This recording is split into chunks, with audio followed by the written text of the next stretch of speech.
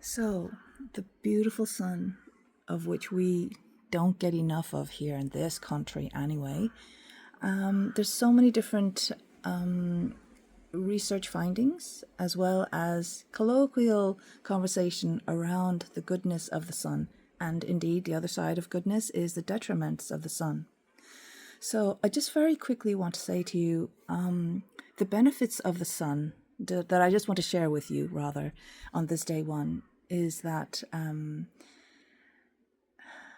it goes beyond vitamin D production. So most of us know that us being in the sun means that the potential of vitamin D to be produced in our bodies is increased.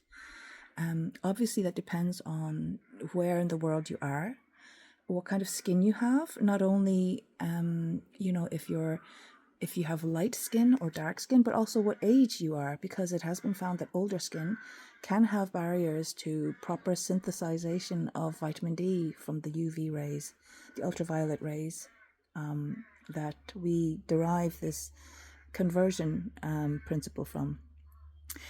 All things being equal, though, as you can see, being in the sun bestows so many other benefits besides vitamin D production. One of them is mood enhancement. So, there have been findings or experiments at least, but also findings on serotonin production. And, so these are neurotransmitters that are responsible for our mood being improved, meaning that we feel lighter, our emotions feel more coherent, we don't feel overwhelmed and so heavy. And that is something that can occur in the presence of just being under the sun. And of course, vitamin D production is one of the biggest benefits of being under the sun. All being normal in our natural state, so when we were kids, vitamin D production normally would have taken place. Like I said, health factors and specifics of your age and your whatever is in your DNA, if there is kidney or liver issues, this can be a factor in, blocking what could be the normal smooth conversion of, the sun's rays into vitamin D production in your body.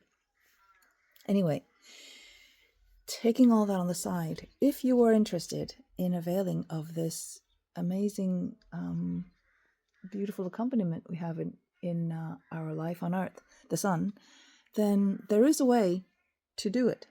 And it doesn't require hours of hanging out, naked in your backyard, to get enough vitamin D in your skin from the sun.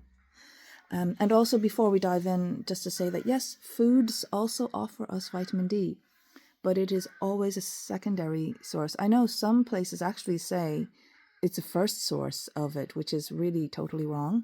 I believe when foods are so variable, and most foods are supplemented with vitamin D. And if you think about it, the higher sources of so-called vitamin D food sources being oily fish like trout, salmon, mackerel, and tuna.